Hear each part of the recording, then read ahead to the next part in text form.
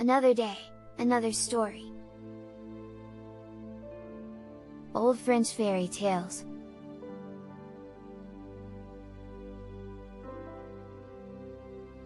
Old French Fairy Tales by Comtesse de Segur, illustrated by Virginia Frances Sterrett.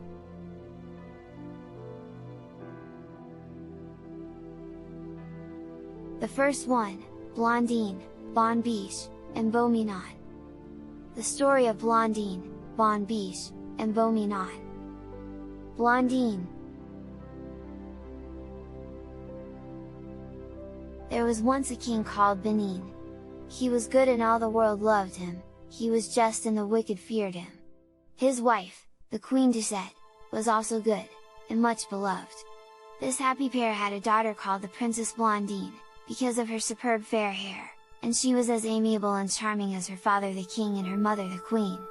Unfortunately, the poor queen died a short time after the birth of Blondine, and for a long time the king wept bitterly at his great loss. Blondine was too young to understand her mother's death. She did not weep but continued to laugh, to play and to sleep peacefully. The king loved her tenderly and she loved him more than all the world.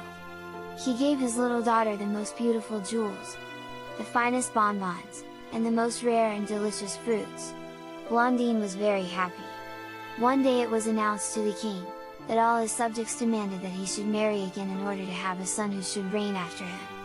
He refused at first but finally yielded to the pressing desires of his people and said to his minister Ledger, "My dear friend, my subjects wish me to marry again, but my heart is so sad because of the death of my cherished Queen Doucette that I cannot undertake the task of seeking another wife.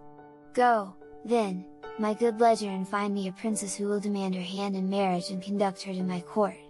Ledger set off immediately, visited many courts and saw innumerable princesses ugly, humpacked and wicked.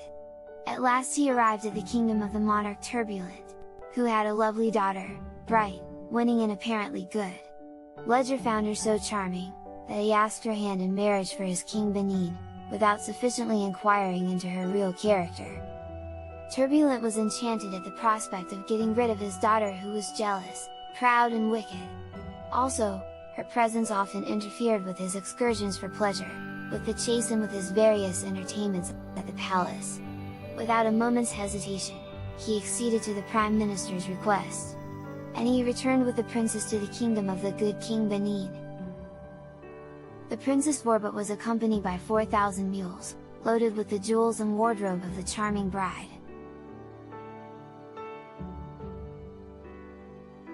King Bonne-Biche had been apprised of their approach by a courier and went forward to receive the Princess Forbette. He found her beautiful, but he noted the absence of the mild and attractive expression of the poor lost Doucette. When Forbette's eyes fell upon Blondine, her glance was so cruel, so wicked, that the poor child, who was now 3 years old, was greatly terrified and began to weep bitterly. "What is the matter?" said the king. "Why does my sweet and sensible Blondine weep like a bad little girl?" "Papa! Dear Papa!" cried Blondine, throwing herself into the arms of the king, "do not give me into the hands of this princess. I am afraid of her, her eyes are cruel." The king was much surprised.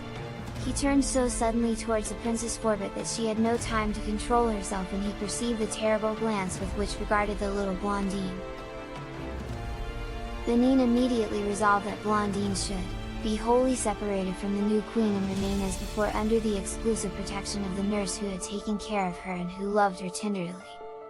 The queen thus saw Blondine rarely, and when she met her by chance she could not wholly dissimulate the hatred she felt for her. About a year from that time a daughter was born to the Queen Forbette. She was named Brunette, because of her dark hair, which was black as the raven's wing. Brunette was pretty but not so lovely as Blondine. Moreover, she was as wicked as her mother. She detested Blondine and played all sorts of cruel tricks upon her, bit her, pinched her, pulled her hair, broke her toys and tore her beautiful dresses. The good little Blondine was never in a passion with her sister, but always tried to make excuses for her conduct. "Oh, Papa," she said to the king, "do not scold Brunette, she is so little. She does not know that she grieves me when she breaks my toys. The good king embraced his little daughter, and was silent, but he knew that Brunette was cruel and wicked, that Blondine was too gentle and good to accuse her. He loved Blondine, therefore, more and more from day to day, and his heart grew cold to Brunette. The ambitious Queen Forbette saw all this clearly and hated intensely the innocent and gentle Blondine. If she had not feared the rage of the king, she would have made Blondine the most wretched child in the world. Benin had commanded that Blondine should never be left alone with the queen. He was known to be just and good, but he punished disobedience severely, and the queen herself dared not defy his commands. Blondine lost. Blondine grew to be 7 years old and Brunette 3. The king had given Blondine a charming little carriage drawn by ostriches, and a little coachman 10 years of age, who was the nephew of her nurse. The little page, who was called Gourmandinette, loved Blondine tenderly. He had been her playmate from her birth, and she had shown him 1,000 acts of kindness. But Gourmandinette had one terrible fault: he was a gourmand, was so fond of dainties and sweet things, that for a paper of bonbons he would commit almost any wicked action. Blondine often said to him, "I love you dearly, Gourmandinette, but I do not love to see you so greedy. I entreat you to correct this villainous fault, which will make you despised by all the world." Gourmandinette kissed her hand and promised to reform. But, alas! He continued to steal cakes from the kitchen and bonbons from the storeroom. Often, indeed, he was whipped for his disobedience and gluttony. The Queen Forbette heard on every hand the reproaches lavished upon the page, and she was cunning enough to think that she might make use of this weakness of Gourmandinette and thus get rid of poor Blondine. The garden in which Blondine drove in her little carriage, drawn by ostriches and guided by her little coachman, Gourmandinette, was separated by a grating from an immense and magnificent forest, called the Forest of Lilacs, because during the whole year these lilacs were always covered with superb flowers. No one, however, entered these woods. It was well known that it was enchanted ground, and that if you once entered there you could never hope to escape. Gourmandinette knew the terrible secret of this forest. He had been severely forbidden never to drive the carriage of Blondine in that direction, lest by some chance Blondine might pass the grating and place her little feet on the enchanted ground. Many times the King Benin had sought to build a wall the entire length of the grating, or to secure it in some way so as to make an entrance there impossible. But the workmen had no sooner laid the foundation than some unknown and invisible power raised the stones, and they disappeared from sight. The Queen Forbette now sought diligently to gain the friendship of Gourmandinette by giving him every day some delicious dainties. In this way she made him so complete a slave to his appetite that he could not live without the jellies, bonbons and cakes which she gave him in such profusion. At last she sent for him to come to her, and said, "Gourmandinette, it depends entirely upon yourself whether you shall have a large trunk full of bonbons and delicious dainties, or never again eat one during your life." "Never again eat one? Oh! Madam, I should die of such punishment! Speak, madam, what must I do to escape this terrible fate?" "It is necessary," said the queen, looking at him fixedly, "that you should drive the Princess Blondine near to the Forest of Lilacs." "I cannot do it, madam, the king has forbidden it." "Ah! You cannot do it, well, then, adieu! No more dainties for you! I shall command everyone in the house to give you nothing." "Oh! Madam," said Gourmandinette, weeping bitterly, "do not be so cruel! Give me some order which it is in my power to execute. I can only repeat that I command you to lead the Princess Blondine near to the Forest of Lilacs, that you encourage her to descend from the carriage, to cross the grating and enter the enchanted ground." "But, madam," replied Gourmandinette, turning very pale, "if the princess enters this forest she can never escape from it. You know the penalty of entering upon enchanted ground. To send dear princess there is to give her up to certain death." "For the third and last time," said the queen, frowning fearfully, "I ask if you will take the princess to the forest? Choose! Either an immense box of bonbons which I will renew every month, or never again to taste the delicacies which you love. But how shall I escape from the dreadful punishment which His Majesty will inflict upon me? Do not be disquieted on that account. As soon as you have induced Blondine to enter the Forest of Lilacs, return to me. I will send you off out of danger with your bonbons, and I charge myself with your future fortune. Oh! Madam, have pity upon me! do not compel me to lead my dear princess to destruction. She who has always been so good to me. You still hesitate, miserable coward! Of what importance is the fate of Blondine to you? When you have obeyed my commands I will see that you enter the service of Brunette, and I declare to you solemnly that the bonbons shall never fail." Gourmandine had hesitated and reflected a few moments longer and, alas! At last resolved to sacrifice his good little mistress to his gluttony. The remainder of that day he still hesitated, and he lay awake all night weeping bitter tears as he endeavoured to discover some way to escape from the power of the wicked queen. But the certainty of the queen's bitter revenge if he refused to execute her cruel orders, and the hope of rescuing Blondine at some future day by seeking the aid of some powerful fairy, conquered his irresolution and decided him to obey the queen. In the morning at 10 o'clock Blondine ordered her little carriage and entered it for a drive, after having embraced the king her father and promised him to return in 2 hours. The garden was immense. Gourmandine, on starting, turned the ostriches away from the forest of lilacs. When, however, they were entirely out of sight of the palace, he changed his course and turned towards the grating which separated them from the enchanted ground. He was sad and silent. His crime weighed upon his heart and conscience. "What is the matter?" said Blondine, kindly. "You say nothing. Are you ill, Gourmandine?" "No, my princess, I am well. But how pale you are! Tell me what distresses you, poor boy, and I promise to do all in my power to make you happy." Blondine's kind inquiries and attentions almost softened the hard heart of Gourmandine, but the remembrance of the bonbons promised by the wicked queen, Forbet, soon chased away his good resolutions. Before he had time to reply, the ostriches reached the grating of the forest of lilacs. "Oh! The beautiful lilacs!" exclaimed Blondine, "how fragrant, how delicious! I must have a bouquet of those beautiful flowers for my good papa. Get down, Gourmandine, and bring me some of those superb branches. I cannot leave my seat, princess, the ostriches might run away with you during my absence." "Do not fear," replied Blondine, "I could guide them myself to the palace. But the king would give me a terrible scolding for having abandoned you, princess. It is best that you go yourself and gather your flowers." "That is true. I should be very sorry to get you a scolding, my poor Gourmandine." While saying these words she sprang lightly from the carriage, crossed the bars of the grating and commenced to gather the flowers. At this moment Gourmandine shuddered and was overwhelmed with remorse. He wished to repair his fault by calling Blondine, but although she was only 10 steps from him, although he saw her perfectly, she could not hear his voice, and in a short time she was lost to view in the enchanted forest. For a long time Gourmandine wept over his crime, cursed his gluttony and despised the wicked Queen Forbet. At last he recalled to himself that the hour approached at which Blondine would be expected at the palace.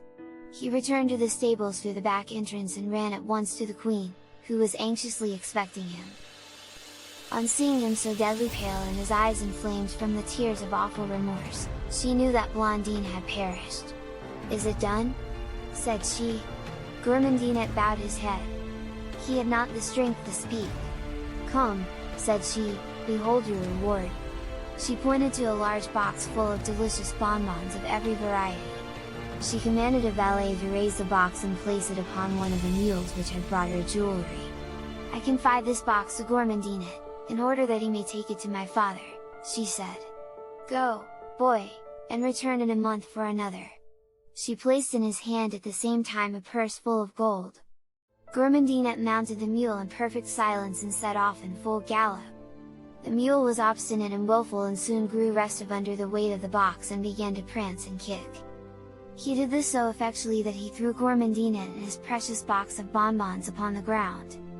Gourmandine, who had never ridden upon a horse or mule, fell heavily with his head upon the stones and died instantly. Thus he did not receive from his crime the profit which he had hoped, for he had not even tasted of the bonbons which the queen had given him. No one regretted him. No one but the poor Blondine had ever loved him. The Forest of Lilacs. When Blondine entered the forest she commenced gathering the beautiful branches of lilacs. She rejoiced in their profusion and delighted in their fragrance. As she made her selection, It seemed to her that those which were more distant were still more beautiful, so she emptied her apron and her hat, which were both full, and filled them again and again. Blondine had been thus busily occupied for about an hour. She began to suffer from the heat and to feel great fatigue. She found the branches of lilacs heavy to carry and thought it was time to return to the palace. She looked around and saw herself surrounded with lilacs. She called Gourmandinette, but no one replied. "I have wandered further than I intended," said Blondine. "I will return at once, though I am very weary. Gourmandinette will hear me and will surely come to meet me." Blondine walked on rapidly for some time, but she could not find the boundaries of the forest. Many times she called anxiously upon Gourmandinette, but he did not respond, and at last she became terribly frightened. "What will become of me, all alone in this vast forest? What will my poor papa think when I do not return? And Gourmandinette, how will he dare go back to the palace without me? He will be scolded, perhaps beaten, and all this is my fault because I would leave my carriage to gather lilacs. Unfortunate girl that I am! I shall die of hunger and thirst in this forest if the wolves do not eat me up this night." Weeping bitterly, Blondine fell on the ground at the foot of a large tree. She wept a long time. At last her great fatigue mastered her grief. She placed her little head upon her bundle of lilacs, and slept peacefully. Blondine's awakening. Beau-Minon. Blondine slept calmly all night, no ferocious beast came to trouble her slumbers. She did not suffer from the cold and awakened at a late hour in the morning. She rubbed her eyes, much surprised to see herself surrounded by trees, in place of being in her own room in the palace, and upon her own bed. She called her nurse, and a soft mewing was the only response. Astonished and almost frightened, she looked around and saw at her feet a superb white cat, looking gently upon her and continuing to mew plaintively. "Ah! Pretty puss! How beautiful you are!" cried Blondine, placing her little hand caressingly upon the soft fur, white as snow. "I am so happy to see you, pretty puss, for you will conduct me to your home. I am indeed very hungry, and I have not the strength to walk much further without food." Blondine had scarcely uttered these words, when the white pussy mewed again and pointed with her little paw to a small package lying near her, wrapped neatly in fine white linen. She opened the parcel and found it contained bread and butter, which she found delicious. She gave the crumbs to Pussy, who munched them with seeming delight. When they had finished their simple meal, Blondine leaned over towards her little companion, and said, caressingly, "Thanks, pretty puss, for the breakfast you have given me. Now, can you conduct me to my papa, who is certainly in despair because of my absence?" Pussy, whom Blondine named Beau-Minon, shook her head and mewed plaintively. "Ah! You understand me, Beau-Minon," said Blondine. "I entreat you to have pity upon me and lead me to some house before I perish with hunger, cold and terror in this vast forest." Beau-Minon looked at the princess fixedly and made a sign with her little graceful white head, which seemed to say, "I understand you." She rose, advanced a few steps and paused to see if Blondine followed her. "I am here, Beau-Minon, I am following you gladly," said Blondine, "but how can we pass through these bushy thickets? I see no path." Beau-Minon made no reply, but sprang lightly into the thicket, which opened of itself to allow Blondine and Beau-Minon to pass, and then closed up immediately. Blondine walked on for about half an hour. As she advanced, the forest became lighter, the grass was finer and the flowers more abundant. She saw many pretty birds singing melodiously and graceful squirrels, bounding along the branches of the trees. Blondine, who had no doubt that she was about to leave the forest and see her dear father again, was enchanted with all that she saw. She wished to pause and gather the lovely wild flowers, but Beau-Minon advanced steadily and mewed plaintively whenever Blondine relaxed her speed.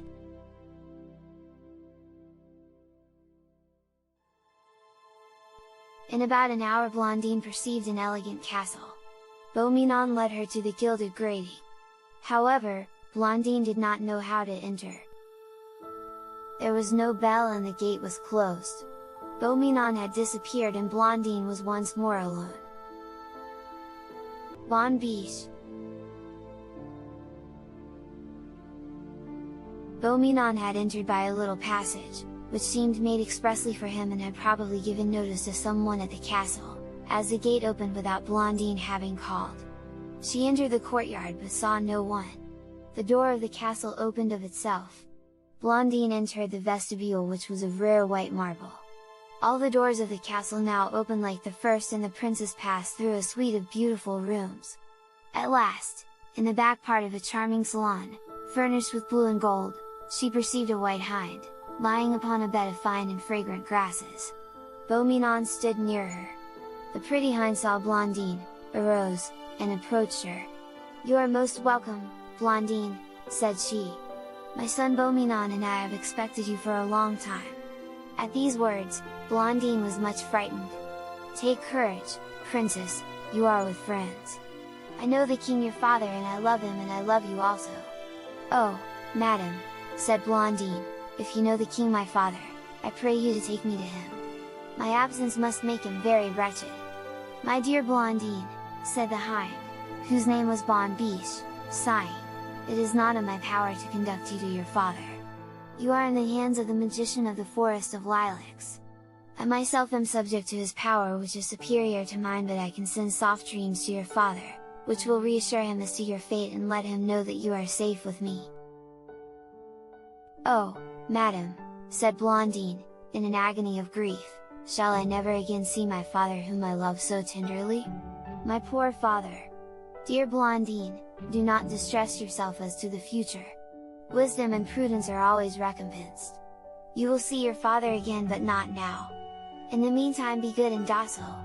Beau-Minon and one will do all in our power to make you happy." Blondine sighed heavily and shed a few tears. She then reflected that to manifest such grief was a poor recompense for all the goodness of Bonne-Biche. She resolved, therefore, to control herself and to be cheerful. Bonne-Biche took her to see the apartment they had prepared for her. The bedroom was hung with rose-colored silk embroidered with gold. The furniture was covered with white velvet worked with silks of the most brilliant hues. Every species of animal, bird and butterfly were represented in rare embroidery. Adjoining Blondine's chamber was a small study. It was hung with sky blue damask, embroidered with fine pearls. The furniture was covered with silver moire, adorned with nails of turquoise.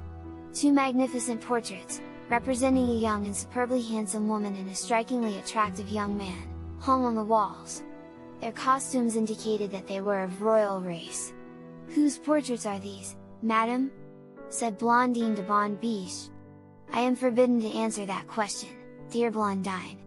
You will know later, but this is the hour for dinner. Come, Blondine, I am sure you are hungry." Blondine was in fact almost dying of hunger. She followed Bonne-Biche and they entered the dining room, where she saw a table strangely served. An enormous cushion of black satin was placed on the floor for Bonne-Biche. On the table before her was a vase filled with the choicest herbs, fresh and nutritious, and near this vase was a golden bucket, filled with fresh and limpid water. Opposite Bonne-Biche was a little stool for Beau-Minon, while before him was a little porringer in gold, filled with little fried fish and the thighs of snipes. At one side was a bowl of rich crystal full of fresh milk. Between Beau-Minon and Bonne-Biche a plate was placed for Blondine. Her chair was of carved ivory covered with crimson velvet attached with nails of diamonds. Before her was a gold plate richly chased, filled with delicious soup made of a young pullet and fig birds. Her glass and water bottle were of carved rock crystal, a muffin was placed by her side, her fork and spoon were of gold, and her napkin was of linen, finer than anything she had ever seen. The table was served by gazelles who were marvelously adroit. They waited, carved and even divined the wishes of Blondine, Bonne-Biche and Beau-Minon. The dinner was exquisite, the chicken was splendid, the game and fish most delicate, the pastry and bonbons superlative. Blondine was hungry, so she ate of all and found all excellent. After dinner, Bonne-Biche and Beau-Minon conducted the princess into the garden. She found there the most delicious fruits and lovely walks. After a charming walk, Blondine entered the castle with her new friends, much fatigued. Bonne-Biche proposed that she retire, to which she agreed joyfully. Blondine entered her chamber and found two gazelles waiting to attend her. They disrobed her with grace and adroitness, placed her in bed and seated themselves by her couch to watch over her. Blondine was soon peacefully asleep, not, however, without having first thought of her father and wept bitterly over her cruel separation from him. Blondine's second awakening. Blondine slept profoundly, and on awaking she found herself entirely changed. Indeed, it seemed to her she could not be the same person. She was much taller, her intellect was developed, her knowledge enlarged. She remembered a number of books she thought she had read during her sleep. She was sure she had been writing, drawing, singing and playing on the piano and harp. She looked around, however, and knew that the chamber was the same to which Bonne-Biche had conducted her and in which she had gone to sleep. Agitated, disquieted, she rose and ran to the glass. She saw that she was much grown and she found herself charming, 100 times more beautiful than when she retired the night before. Her fair ringlets fell to her feet, her complexion was like the lily and the rose, her eyes celestial blue, her nose beautifully formed, her cheeks rosy as the morn, and her form was erect and graceful. In short, Blondine thought herself the most beautiful person she had ever seen. Trembling, almost frightened, she dressed herself hastily and ran to seek Bonne-Biche, whom she found in the apartment where she had first seen her. "Bonne-Biche, Bonne-Biche," she exclaimed, "I entreat you to explain to me the change which I see and feel in myself. Last night I went to sleep a child, I awoke this morning, and found myself a young lady. Is this an illusion, or have I indeed grown and developed thus during the night? Yes, my dear Blondine, you are 14 years old today. But you have slept peacefully 7 years. My son Beau-Minon and I wish to spare you the weariness of all early studies. When you first entered the castle you knew nothing, not even how to read. I put you to sleep for 7 years, and Beau-Minon and I have passed this time in instructing you during your sleep. I see by the wonder expressed in your eyes, sweet princess, that you doubt all this. Come into your study and reassure yourself on this point." Blondine followed Bonne-Biche to the little room. She ran first to the piano, commenced playing and found that she played remarkably well. She then tried the harp and drew from it the most ravishing sounds, and she sang enchantingly. She took her pencil and brushes and drew and painted with a facility which denoted a true talent. She wrote and found her handwriting clear and elegant. She looked at the countless books which were ranged round the room and knew that she had read them all. Surprised, delighted, she threw her arms around the neck of Bonne-Biche, embraced Beau-Minon tenderly and said to them, "Oh, my dear true good friends, what a debt of gratitude do I owe you for having thus watched over my childhood and developed my intellect and my heart. I feel how much I am improved in every respect and I owe it all to you." Bonne-Biche returned her caresses and Beau-Minon patted her hand delicately. After the first few happy moments had passed, Blondine cast down her eyes and said timidly, "Do not think me ungrateful, my dear good friends, if I wish you to add one more to the benefits you have already conferred upon me. Tell me something of my father. Does he still weep my absence? Is he happy since he lost me? Dear Blondine, your anxiety on this point is most natural and shall be relieved. Look in this mirror, Blondine, and you shall see the king your father and all that has passed since you left the palace." Blondine raised her eyes to the mirror and looked into the apartment of her father.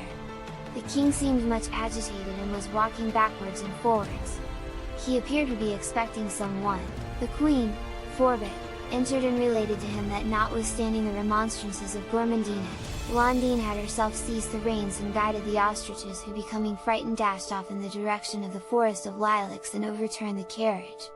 Blondine was thrown over the grating which bounded the forest. She stated that Gourmandine had become insane from terror and grief and she had sent him home to his parents. The king was in wild despair at this news. He ran to the forest of lilacs and he had to be withheld by force from throwing himself across the boundary in order to search for his cherished Blondine. They carried him to the palace where he yielded to the most frightful sorrow and despair, calling unceasingly upon his dear Blondine, his beloved child. At last, overcome by grief, he slept and saw in a dream Blondine in the castle of Bonne-Biche and Beau-Minon. Bonne-Biche gave him the sweet assurance that Blondine should one day be restored to him and that her childhood should be calm and happy. The mirror now became misty and everything disappeared, then again clear as crystal, and Blondine saw her father a second time.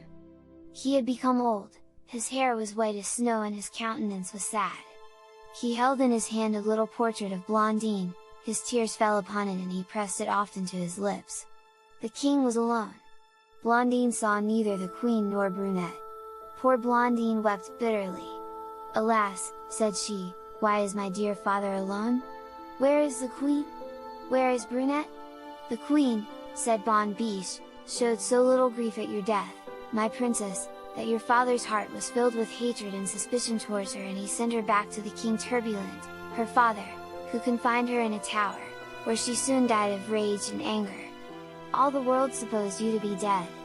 As to your sister Brunette, she became so wicked, so insupportable, that the king hastened to give her in marriage last year to the Prince Violent, who charged himself with the duty of reforming the character of the cruel and envious Princess Brunette. The prince was stern and harsh. Brunette saw that her wicked heart prevented her from being happy, and she commenced trying to correct her faults. You will see her again someday, dear Blondine, and your example may complete her reformation." Blondine thanked Bonne-Biche tenderly for all these details. Her heart prompted her to ask, "But when shall I see my father and sister?" But she feared to appear ungrateful and too anxious to leave the castle of her good friends. She resolved then to await another more suitable opportunity to ask this question. The days passed away quietly and pleasantly. Blondine was much occupied, but was sometimes melancholy. She had no one to talk with but Bonne-Biche, and she was only with her during the hours of lessons and repasts. Beau-Minon could not converse and could only make himself understood by signs. The gazelles served Blondine with zeal and intelligence, but they had not the gift of speech. Blondine walked every day, always accompanied by Beau-Minon, who pointed out to her the most lovely and sequestered paths and the rarest and richest flowers. Bonne-Biche had made Blondine promise solemnly never to leave the enclosure of the park and never to enter the forest. Many times Blondine had asked Bonne-Biche the reason of this prohibition. Sighing profoundly, she had replied, "Ah, Blondine! Do not seek to penetrate the forest. It is a fatal spot. May you never enter there." Sometimes Blondine mounted a pavilion which was built on an eminence near the boundary of the forest. She looked admiringly and longingly at the magnificent trees, the lovely and fragrant flowers, the thousand graceful birds flying and singing and seeming to call her name. "Alas," said she, "why will not Bonne-Biche allow me to walk in this beautiful forest? What possible danger can I encounter in that lovely place and under her protection?" Whenever she was lost in these reflections, Beau-Minon, who seemed to comprehend what was passing in her heart, mewed plaintively, pulled her robe and tried to draw her from the pavilion. Blondine smiled sweetly, followed her gentle companion and recommenced her walk in the solitary park. The parrot. 6 months had passed since Blondine awaked from her 7 years' sleep. It seemed to the little princess a long time. The remembrance of her dear father often saddened her heart. Bonne-Biche and Beau-Minon seemed to divine her thoughts. Beau-Minon mewed plaintively, and Bonne-Biche heaved the most profound sighs. Blondine spoke but rarely of that which occupied her thoughts continually. She feared to offend Bonne-Biche, who had said to her 3 or 4 times, "Dear Blondine, be patient. You will see your father when you are 15, if you continue wise and good. Trust me, dear child, do not trouble yourself about the future, and above all do not seek to leave us." One morning Blondine was alone and very sad. She was musing upon her singular and monotonous existence. Suddenly she was disturbed in her reverie by 3 soft little strokes upon her window. Raising her head, she perceived a parrot with beautiful green plumage and throat and breast of bright orange. Surprised at the appearance of a bird entirely unknown to her, she opened the window and invited the parrot to enter. What was her amazement when the bird said to her, in a fine sharp voice, "Good day, Blondine! I know that you sometimes have a very tedious time of it, because you have no one to talk to. I have taken pity upon you and come to have a chat with you. But I pray you do not mention that you have seen me, for Bonne-Biche would cut my throat if she knew it." "Why so, beautiful parrot? Bonne-Biche is good, she injures no one and only hates the wicked." "Blondine, listen! If you do not promise to conceal my visit from Bonne-Biche and Beau-Minon, I will fly away at once and never return. Since you wish it so much, beautiful parrot, I will promise silence. Let us chat a little. It is a long time since I have had an opportunity to converse. You seem to me gay and witty. I do not doubt that you will amuse me much." Blondine listened with delight to the lively talk of the parrot, who complimented extravagantly her beauty, her wit and her talents, Blondine was enchanted. In about an hour the parrot flew away, promising to return the next day. In short, he returned every day and continued to compliment and amuse her. One morning he struck upon the window and said, "Blondine! Blondine! Open the window, quickly! I bring you news of your father! But above all make no noise unless you want my throat cut!" Blondine was overwhelmed with joy. She opened the window with alacrity and said, "Is it true, my beautiful parrot, that you bring me news of my dear father? Speak quickly! What is he doing and how is he?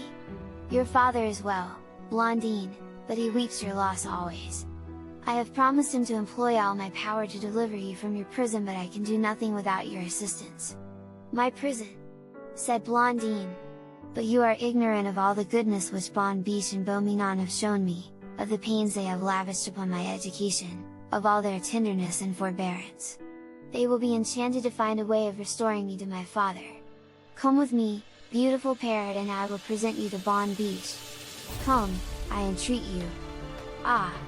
Blondine," said the sharp voice of the parrot, "it is you, princess, who do not know Bonne-Biche and Beau-Minon.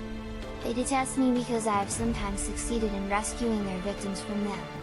You will never see your father again, Blondine, you will never leave this forest, unless you yourself shall break the charm which holds you here." "What charm?" said Blondine. "I know of no charm, and what interest have Bonne-Biche and Beau-Minon in keeping me a prisoner? Is it not to their interest to enliven their solitude, Blondine? There is a talisman which can procure your release. It is a simple rose, which, gathered by yourself, will deliver you from your exile and restore you to the arms of your fond father. But there is not a single rose in the garden. How then can I gather one? I will explain this to you another day, Blondine. Now I can tell you no more, as I hear Bonne-Biche coming. But to convince you of the virtues of the rose, entreat Bonne-Biche to give you one and see what she will say. Tomorrow, tomorrow, Blondine." The parrot flew away, well content to have scattered in Blondine's heart the first seeds of discontent and ingratitude. The parrot had scarcely disappeared when Bonne-Biche entered. She appeared greatly agitated. "With whom have you been talking, Blondine?" looking suspiciously towards the open window.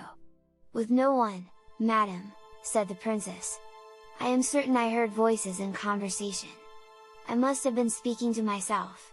Bonne-Biche made no reply. She was very sad and tears fell from her eyes. Blondine was also engaged in thought. The cunning words of the parrot made her look upon the kindness of Bonne-Biche and Beau-Minon in a totally different light. In place of saying to herself that a hind which had the power to speak, to make wild beasts intelligent, to put an infant to sleep for 7 years, to dedicate 7 years to a tiresome and ignorant little girl, in short, a hind lodged and served like a queen, could be no ordinary criminal, in place of cherishing a sentiment of gratitude for all that Bonne-Biche had done for her, Blondine, alas! believed blindly in the parrot, the unknown bird of whose character and veracity she had no proof. She did not remember that the parrot could have no possible motive for risking its life to render her a service.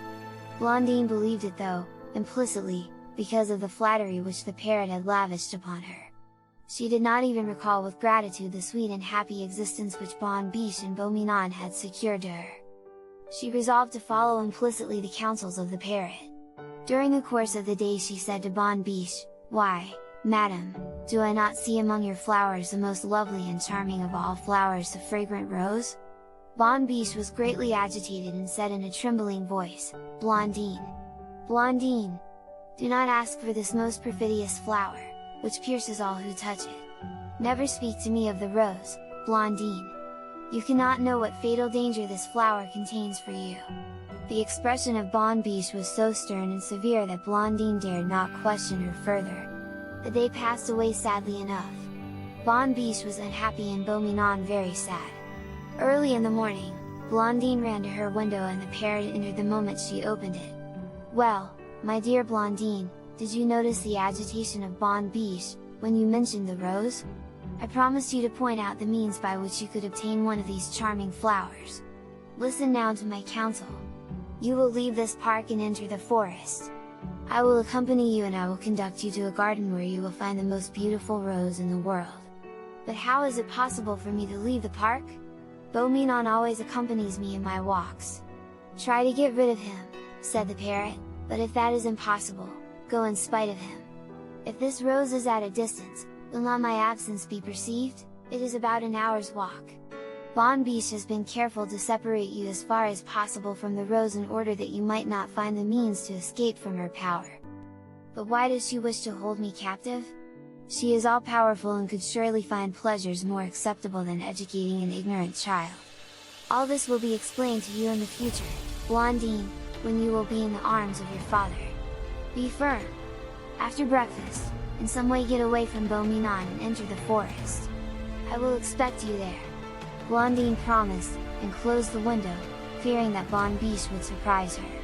After breakfast, according to her usual custom, she entered the garden. Beau-Minon followed her in spite of some rude rebuffs which he received with plaintive mews.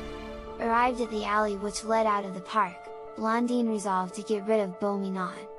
"I wish to be alone," said she, sternly. "Begone, Beau-Minon." Beau-Minon pretended not to understand. Blondine was impatient and enraged. She forgot herself so far as to strike Beau-Minon with her foot. When poor Beau-Minon received this humiliating blow, he uttered a cry of anguish and fled towards the palace. Blondine trembled and was on the point of recalling him, when a false shame arrested her. She walked on rapidly to the gate, opened it not without trembling and entered the forest. The parrot joined her without delay. "Courage, Blondine! In 1 hour you will have the rose and will see your father, who weeps for you." At these words, Blondine recovered her resolution which had begun to falter. She walked on in the path indicated by the parrot, who flew before her from branch to branch. The forest, which had seemed so beautiful and attractive near the park of Bonne-Biche, became wilder and more entangled. Brambles and stones almost filled up the path, the sweet songs of the birds were no longer heard and the flowers had entirely disappeared. Blondine felt oppressed by an inexplicable restlessness. The parrot pressed her eagerly to advance. "Quick, quick, Blondine! Time flies! If Bonne-Biche perceives your absence you will never again see your father." Blondine, fatigued, almost breathless, with her arms torn by the briars and her shoes in shreds, now declared that she would go no further when the parrot exclaimed, "We have arrived, Blondine! Look! That is the enclosure which separates us from the rose." Blondine saw at a turn in the path a small enclosure, the gate of which was quickly opened by the parrot. The soil was arid and stony but a magnificent, majestic rosebush adorned with one rose, which was more beautiful than all the roses of the world grew in the midst of this sterile spot. "Take it, Blondine," said the parrot, "you deserve it, you have truly earned it." Blondine seized the branch eagerly and in spite of the thorns which pierced her fingers cruelly, she tore it from the bush. The rose was scarcely grasped firmly in her hand, when she heard a burst of mocking laughter. The flower fell from her grasp, crying, "Thanks, Blondine, for having delivered me from the prison in which Bonne-Biche held me captive. I am your evil genius. Now you belong to me." "Ha! Ha!" now exclaimed the parrot. "Thanks, Blondine! I can now resume my form of magician. You have destroyed your friends for I am their mortal enemy." Saying these cruel words, the parrot and the rose disappeared, leaving Blondine alone in the forest. Repentance. Blondine was stupefied. Her conduct now appeared to her in all its horror. She had shown a monstrous ingratitude towards the friends who had been so tenderly devoted to her, who had dedicated 7 years to the care of her education. Would these kind friends ever receive her, ever pardon her? What would be her fate, if they should close their doors against her? And then, what did those awful words of the wicked parrot signify? "You have caused the destruction of your friends?" Blondine turned round and wished to retrace her steps to the castle of Bonne-Biche. The briars and thorns tore her arms and face terribly. She continued however to force her way bravely through the thickets, and after 3 hours of most painful walking she came before the castle of Bonne-Biche in Beau-Minon. Horror seized upon her, when in place of the superb building she saw only an appalling ruin. In place of the magnificent trees and rare flowers which surrounded it, only briars and thorns, nettles and thistles, could be seen. Terrified and most desolate, she tried to force her way in the midst of the ruins, to seek some knowledge of her kind friends. A large toad issued from a pile of stones, advanced before her, and said, "What are you seeking? Have you not occasioned the death of your friends by the basest ingratitude? Begone! Do not insult their memory by your unwelcome presence." "Alas! Alas!" cried Blondine, "my poor friends, Bonne-Biche and Beau-Minon, why can I not atone by my death for the sufferings I have caused them?" And she fell, sobbing piteously, upon the stones and nettles. Her grief and her repentance were so excessive that she did not feel their sharp points in her tender flesh. She wept profusely a long time. At last she arose and looked about her, hoping to find some shelter where she might take refuge. Ruin only stared her in the face. "Well," said she, "let the wild beasts tear me to pieces, let me die of hunger and thirst, if I can expiate my sins here upon the tomb of Bonne-Biche and Beau-Minon." As she uttered these words, she heard a soft voice saying, "True repentance can atone for the worst of crimes." She raised her head and saw only an immense black crow flying above her. "Alas! Alas!" said Blondine, "my repentance, however true, however bitter it may be, can never give me back the lives of my dear Bonne-Biche and Beau-Minon. Courage, courage, Blondine! Redeem your fault by your repentance and do not allow yourself to be utterly cast down by grief." The poor princess arose and left the scene of desolation. She followed a little path, where the large trees seemed to have rooted out the brambles and the earth was covered with moss. She was utterly exhausted with grief and fatigue and fell at the foot of a large tree, sobbing piteously. "Courage, Blondine!" said another voice, "courage and hope!" She saw near her only a frog, which was looking at her compassionately. "Oh, frog!" said the princess, "you seem to pity my anguish. What will become of me now that I am alone and desolate in the world?" "Courage and hope!" was the reply. Blondine sighed deeply and looked around, hoping to discover some herb or fruit to appease her hunger and thirst. She saw nothing and her tears flowed freely. The sound of bells now somewhat dissipated her despairing thoughts. She saw a beautiful cow approaching her, gently and slowly. On arriving near her, the cow paused, bowed down, and showed her a silver porringer attached to her neck by a chain of beaten gold. Blondine was very grateful for this unexpected succor. She detached the porringer, milked the cow and drank the sweet milk with delight. The pretty, gentle cow signed to her to replace the porringer. Blondine obeyed, kissed her on the neck and said, sadly, "Thanks, Blanchette, it is without doubt to my poor friends that I owe this sweet charity. Perhaps in another and better world they can see the repentance of their poor Blondine and wish to assist her in her frightful position. A true repentance will obtain pardon for all faults," said a kind voice. "Ah!" exclaimed Blondine, "years of sorrow and weeping for my crimes would not suffice. I can never pardon myself." In the meantime, night approached. Notwithstanding her anguish and repentance, Blondine began to reflect upon some means of securing herself from the ferocious wild beasts, whose terrible roar she already believed she heard in the distance. She saw some steps before her, a kind of hut, formed by several trees growing near together and interlacing their branches. Bowing her head, she entered, and found that by carefully connecting some branches she could form a pretty and secure retreat. She employed the remainder of the day in arranging this little room and gathered a quantity of moss, with which she made herself a bed and pillow. She concealed the entrance to this little retreat by some broken branches and leaves and went to rest, utterly worn out with regret and fatigue. When Blondine awoke it was broad daylight. At first she could scarcely collect her thoughts and understand her position, but the sad realities of her lot were soon apparent to her and she commenced weeping as before. Blondine was hungry, and she could not imagine how she was to secure food, but soon she heard again the sound of the cowbells. In a few moments, Blanchette stood near her.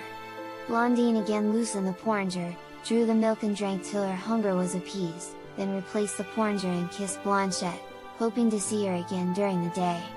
Every day in the morning, at midday and in the evening Blanchette came to offer Blondine her frugal repast. Blondine passed the time in tears for her poor friends, and bitter self-reproach for her crimes. "By my unpardonable disobedience," she said to herself, "I have caused the most terrible misfortunes, which it is not in my power to repair. I have not only lost my good and true friends, but I am deprived of the only means of finding my father, my poor father, who perhaps still expects us." Blondine, his most unhappy Blondine, condemned to live and die alone in this frightful forest where her evil genius reigns supreme. Blondine sought to amuse and employ herself in every possible way. Her little home was neatly arranged, and fresh moss and leaves composed her simple couch. She had tied some branches together and formed a seat, and she made herself some needles and pins of the thorns and twisted some thread from the hemp which grew near her little hut, and with these implements she had mended the rents in her shoes. In this simple way Blondine lived for 6 months. Her grief was always the same, and it is just to say that it was not her sad and solitary life which made her unhappy, but sincere regret for her fault. She would willingly have consented to pass her life in the forest if she could thus have brought to life Bonne-Biche and Beau-Minon. The tortoise. One day Blondine was seated at the entrance of her hut, musing sadly as usual, thinking of her lost friends and of her father, when she saw before her an enormous tortoise. "Blondine," said the tortoise, "if you will place yourself under my protection, I will conduct you out of this forest." "And why, Madame Tortoise, should I seek to leave this forest? Here I caused the death of my friends, and here I wish to die." "Are you very certain of their death, Blondine? What do you mean? Is it possible I may be deceived? But, no, I saw the ruins of their castle. The parrot and the toad assured me of their death. You are kind and good and wish to console me without doubt, but, alas! I do not hope to see them again. If they still lived they would not have left me alone with the frightful despair of having caused their death. But how do you know, Blondine, that this seeming neglect is not forced upon them? They may now be subjected to a power greater than their own. You know, Blondine, that a true repentance will obtain pardon for many crimes. Ah! Madame Tortoise, if they still live, if you can give me news of them, if you can assure me that I need no longer reproach myself with their death, assure me that I shall one day see them again, there is no price which I will not gladly pay to merit this great happiness. Blondine, I am not permitted to disclose to you the fate of your friends, but if you have the courage to mount on my back, remain there for 6 months and not address a single question to me during the journey, I will conduct you to a place where all will be revealed. I promise all that you ask, Madame Tortoise, provided I can only learn what has become of my friends. Take care, Blondine. Reflect well. 6 months without descending from my back and without asking me a single question. When once you have accepted the conditions, when we have commenced our journey, if you have not the courage to endure to the end, you will remain eternally in the power of the enchanter, Perroquet, and his sister Rose, and I cannot even continue to bestow upon you the little assistance to which you owe your life during the last 6 months. Let us go, Madame Tortoise, let us be off, immediately. I prefer to die of hunger and fatigue rather than of grief and uncertainty. Your words have brought hope to my poor heart, and I have courage to undertake even a more difficult journey than that of which you speak. Let it be according to your wish, Blondine. Mount my back. Fear neither hunger nor thirst nor cold nor sunshine nor any accident during our long journey. As long as it lasts you shall not suffer from any inconvenience." Blondine mounted on the back of the tortoise. "Now, silence!" said she, "and not one word till we have arrived and I speak to you first. The journey and arrival." The journey of Blondine lasted, as the tortoise had said, 6 months. They were 3 months passing through the forest. At the end of that time she found herself on an arid plain which it required 6 weeks to cross. Then Blondine perceived a castle which reminded her of that of Bonne-Biche and Beau-Minon. They were a full month passing through the avenue to this castle. Blondine burned with impatience. Would she indeed learn the fate of her dear friends at the palace? In spite of her extreme anxiety, she dared not ask a single question. If she could have descended from the back of the tortoise, 10 minutes would have sufficed for her to reach the castle. But, alas! The tortoise crept on slowly, and Blondine remembered that she had been forbidden to alight or to utter a word. She resolved, therefore, to control her impatience. The tortoise seemed rather to relax than to increase her speed. She consumed 14 days still in passing through this avenue. They seemed 14 centuries to Blondine. She never, however, lost sight of the castle or of the door. The place seemed deserted, she heard no noise, she saw no sign of life. At last, after 24 days' journey, the tortoise paused, and said to Blondine, "Now, Princess, descend! By your courage and obedience you have earned the recompense I promised. Enter the little door which you see before you. The first person you will meet will be the fairy Bonne-Biche, and she will make known to you the fate of your friends." Blondine sprang lightly to the earth. She had been immovable so long she feared her limbs would be cramped, but on the contrary she was as light and active as when she had lived so happily with her dear Bonne-Biche and Beau-Minon, and ran joyously and gracefully gathering flowers and chasing butterflies. After having thanked the tortoise most warmly, she opened the door which had been pointed out to her, and found herself before a young person clothed in white, who asked in a sweet voice, whom she desired to see. "I wish to see the fairy Bonne-Biche. Tell her, I pray you, miss, that the Princess Blondine begs earnestly to see her without delay." "Follow me, Princess," replied the young girl. Blondine followed in great agitation. She passed through several beautiful rooms and met many young girls clothed in white, like her guide. They looked at her as if they recognized her and smiled graciously. At last Blondine arrived in a room in every respect resembling that of Bonne-Biche in the forest of lilacs. The remembrances which this recalled were so painful that she did not perceive the disappearance of her fair young guide. Blondine gazed sadly at the furniture of the room. She saw but one piece which had not adorned the apartment of Bonne-Biche in the forest of lilacs. This was a wardrobe in gold and ivory, exquisitely carved. It was closed. Blondine felt herself drawn towards it in an inexplicable manner. She was gazing at it intently, not having indeed the power to turn her eyes away, when a door opened and a young and beautiful woman, magnificently dressed, entered and drew near Blondine. "What do you wish, my child?" said she, in a sweet, caressing voice. "Oh, madam," said Blondine, throwing herself at her feet, "I have been assured that you could give me news of my dear, kind friends, Bonne-Biche and Beau-Minon. You know, madam, without doubt by what heedless disobedience I gave them up to destruction, and that I wept for them a long time, believing them to be dead, but the tortoise, who conducted me here, has given me reason to hope I may one day see them again. Tell me, madam, tell me if they yet live, and if I may dare hope for the happiness of rejoining them." "Blondine," replied the fairy Bonne-Biche, sadly, "you are now about to know the fate of your friends, but no matter what you see or hear, do not lose courage or hope." Saying these words, she seized the trembling Blondine and conducted her in front of the wardrobe which had already so forcibly attracted her attention. "Blondine, here is the key to this wardrobe. Open it, and be brave." She handed Blondine a gold key. With a trembling hand the princess opened the wardrobe. What was her anguish when she saw the skins of Bonne-Biche and Beau-Minon fastened to the wardrobe with diamond nails! At this terrible sight the unfortunate princess uttered a cry of horror and fell insensible at the feet of the fairy. At this moment the door opened and a prince, beautiful as the day, sprang towards Blondine, saying, "Oh, my mother! This is too severe a trial for my sweet Blondine! Alas! My son, my heart also bleeds for her!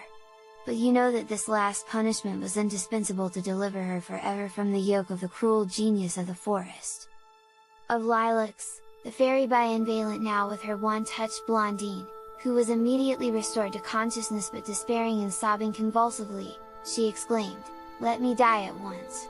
My life is odious to me!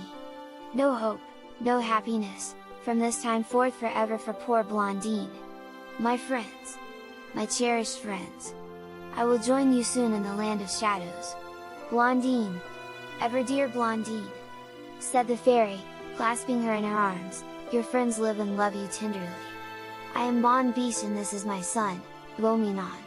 The wicked genius of the forest of lilacs, taking advantage of the negligence of my son, obtained dominion over us and forced us into the forms under which you have known us. We could not resume our natural appearance unless you should pluck the rose, which I, knowing it to be your evil genius, retained captive. I placed it as far as possible from the castle in order to withdraw it from your view. I knew the misfortune to which you would be exposed on delivering your evil genius from his prison, and heaven is my witness, that my son and I would willingly have remained a hind and a cat forever in your eyes in order to spare you the cruel tortures to which you have been subjected. The parrot gained you over, in spite of all our precautions. You know the rest, my dear child. But you can never know all that we have suffered in witnessing your tears and your desolation. Blondine embraced the fairy ardently and addressed 1,000 questions to her. "What has become of the gazelles who waited upon us so gracefully? You have already seen them, dear Blondine. They are the young girls who accompanied you. They also were changed when the evil genius gained his power over us. And the good white cow who brought me milk every day? We obtained permission from the Queen of the Fairies to send you this light refreshment." The encouraging words of the crow came also from us. "You, then, madam, also sent me the tortoise?" "Yes, Blondine. The Queen of the Fairies, touched by your repentance and your grief, deprived the evil genius of the forest of all power over us on condition of obtaining from you one last proof of submission, compelling you to take this long and fatiguing journey and inflicting the terrible punishment of making you believe that my son and I had died from your imprudence. I implored, entreated the Queen of the Fairies to spare you at least this just anguish, but she was inflexible." Blondine gazed at her lost friends, listened eagerly to every word and did not cease to embrace those she had feared were eternally separated from her by death. The remembrance of her dear father now presented itself. The Prince Parfait understood her secret desire and made it known to his mother, the fairy Bonne-Biche. "Prepare yourself, dear Blondine, to see your father. Informed by me, he now expects you." At this moment, Blondine found herself in a chariot of gold and pearls, the fairy Bonne-Biche seated at her right hand, and the Prince Parfait at her feet, regarding her kindly and tenderly. The chariot was drawn by 4 swans of dazzling whiteness. They flew with such rapidity, that 5 minutes brought them to the palace of King Benin. All the court was assembled about the king, all were expecting the Princess Blondine. When the chariot appeared, the cries of joy and welcome were so tumultuous that the swans were confused and almost lost their way. Prince Parfait, who guided them, succeeded in arresting their attention and the chariot drew up at the foot of the grand stairway. King Benin sprang towards Blondine who, jumping lightly from the chariot, threw herself in her father's arms. They remained a long time in this position and everybody wept tears of joy. When King Benin had somewhat recovered himself, he kissed, respectfully and tenderly, the hand of the good fairy who, after having protected and educated the Princess Blondine, had now restored her to him. He embraced the Prince Parfait, whom he found most charming. There were 8 resplendent gala days in honor of the return of Blondine. At the close of this gay festival, the fairy Bonne-Biche announced her intention of returning home. But Prince Parfait and Blondine were so melancholy at the prospect of the separation that King Benin resolved they should never quit the place. He wedded the fairy and Blondine became the happy wife of Prince Parfait, who was always for her the Beau-Minon of the Forest of Lilacs. Brunette, whose character had entirely changed, came often to see Blondine. Prince Violent, her husband, became more amiable as Brunette became more gentle, and they were very happy. As to Blondine, she had no misfortunes, no griefs. She had lovely daughters, who resembled her, and good and handsome sons, the image of their manly father, Prince Parfait. Everybody loved them and everyone connected with them was happy ever after. The end.